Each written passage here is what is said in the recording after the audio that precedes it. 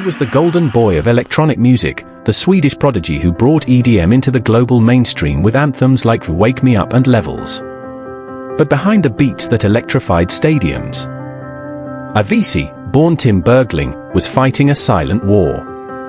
At just 28, in April 2018, he was found dead in Muscat, Oman, in circumstances that shocked the world. Officially ruled as suicide. His death exposed a chilling truth: behind the glamour of international fame, Avicii had been consumed by exhaustion, depression, and the merciless machinery of the music industry. His diary entries revealed a young man overwhelmed by pressure, his body breaking down after years of relentless touring. How could someone so loved, so successful, and so seemingly unstoppable be driven to such a tragic end? Tonight, we uncover the dark truth of Avicii's rise, fall, and final days. To understand Avicii's story, you need to understand both the world he came from and the world he transformed. Born Tim Bergling in Stockholm, Sweden, in 1989, he was a shy, creative boy who found solace in music and computers.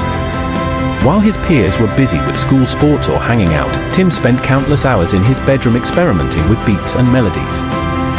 He was fascinated by the growing electronic music scene and the possibility of reaching global audiences without ever leaving home. By his late teens, Tim was uploading tracks online under the name Avicii, a reference to the lowest level of Buddhist hell, a subtle sign of the dark introspection that would later haunt him. His early remixes gained traction, and in 2011 he broke into the mainstream with the track Levels. The song became an instant anthem, catapulting him from bedroom producer to international superstar almost overnight. Suddenly, this quiet kid from Stockholm was headlining festivals, playing for tens of thousands, and collaborating with some of the biggest names in music. But the world of EDM was relentless. Unlike traditional bands, DJs often tour constantly, with schedules packed with back-to-back shows across continents. For Avicii, who was naturally introverted and struggled with anxiety, the pace was crushing. He thrived in the studio, crafting melodies that blended electronic beats with human emotion, but the stage, bright lights, screaming fans, endless travel, was a battlefield he was never truly comfortable on. By 2013, with the release of Wake Me Up, Avicii wasn't just an EDM star, he was a global icon. The track blended folk and electronic music in a way that had never been done before, crossing genres and bringing EDM to audiences that had never touched a rave. It was revolutionary, and it cemented his place in music history. But with success came even more pressure, more shows, more collaborations, more expectations. Behind the scenes, his health began to deteriorate. The heavy partying that came with the DJ lifestyle, mixed with stress and lack of rest, led to acute pancreatitis. Doctors warned him to slow down, but the industry machine, and his own drive, pushed him forward. His circle of friends and colleagues described a young man torn between his love of music and his hatred of the circus surrounding it. This was the world Avicii lived in, one foot in creative genius, the other trapped in an industry that devoured him. A man adored by millions but often isolated, exhausted, and quietly slipping into despair. Avicii's rise was nothing short of extraordinary. With Levels in 2011, he became a global phenomenon almost overnight. The song's euphoric synths and soaring vocal sample captured the essence of a generation, and suddenly, Avicii was headlining festivals from Miami to Ibiza. By 23, he was no longer just another DJ, he was a superstar reshaping the entire EDM landscape. In 2013, he took an even bigger leap with Wake Me Up, a groundbreaking track that fused electronic beats with country and folk influences. Critics initially mocked the song for breaking the rules of EDM, but audiences loved it. It became one of the most streamed songs of the decade, selling millions and dominating charts worldwide. Avicii wasn't just riding the wave of EDM, he was reinventing it. But while his career soared, his personal life began to collapse. The endless touring schedule was grueling, sometimes hundreds of shows per year across multiple continents. Avicii, who was introverted by nature, struggled under the constant pressure of performing, traveling, and being Avicii instead of Tim. The lifestyle also came with temptations, drinking to cope with stress, late nights, and the expectations of a party-driven industry. By 2012, he had already developed acute pancreatitis, worsened by heavy alcohol consumption. Doctors warned him to stop, but the machine kept moving. Even after having his gallbladder and appendix removed in 2014, Avicii continued to tour. His management pushed for more shows, more visibility, more momentum. Friends and colleagues recalled how exhausted he looked, how he often expressed dread about touring. His diary entries from this period reveal a young man feeling trapped, desperate to slow down, yet unable to stop.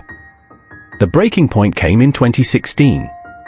After years of health problems and mounting stress, Avicii announced he was retiring from touring altogether.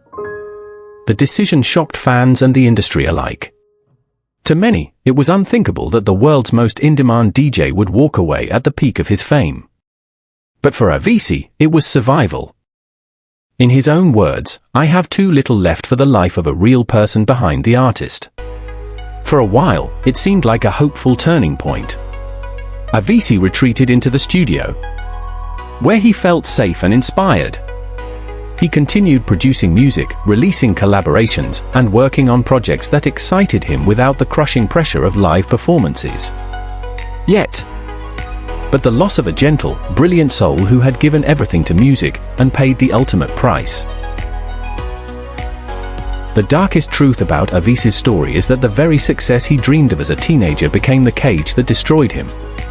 While fans saw the smiling DJ behind the decks, raising his hands to stadiums filled with joy, inside he was crumbling.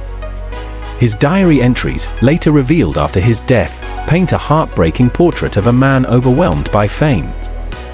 And chronic pain forced him to use painkillers, which only worsened his mental state. In a diary entry, he confessed, "The touring life is the worst. I'm not made for it. I can't go on." Yet, he struggled with thoughts about meaning, life, happiness. He could not go on any longer. He wanted to find peace. The emotional peak of Avicii's story is not just his death, it is the realization of what it represented. The world saw the lights, the music, the fame. But Tim Bergling was a young man begging for rest, suffocating under the weight of an industry that glorifies endless hustle and leaves no room for fragile humanity. Avicii's tragedy forces us to confront an uncomfortable truth: behind every beat that moves us on the dance floor, there may be an artist silently breaking.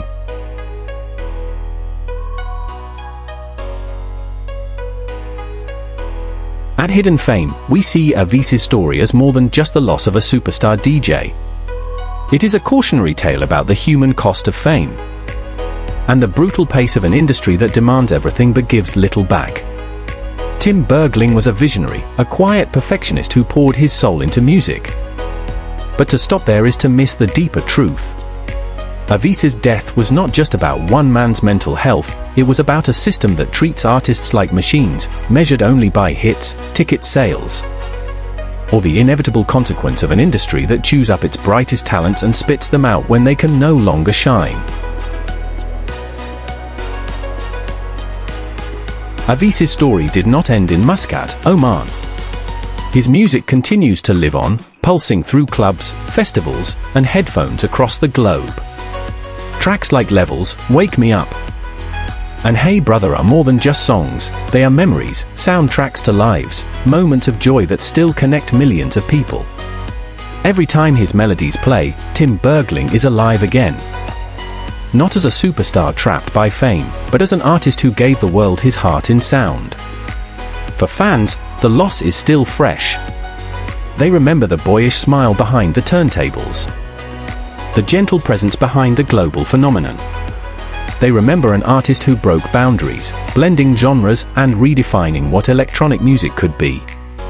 But they also remember the fragile young man behind the beats, a reminder that even the brightest lights can flicker in the dark. Today, Avicii stands as both inspiration and warning. His legacy is the music that unites us, but his story is a haunting reminder of what lies behind the curtain of fame. Some stories were never meant to be known. But now, you know. Avicii's life and death remind us that while fame may dazzle, it can also destroy, and that even legends are only human.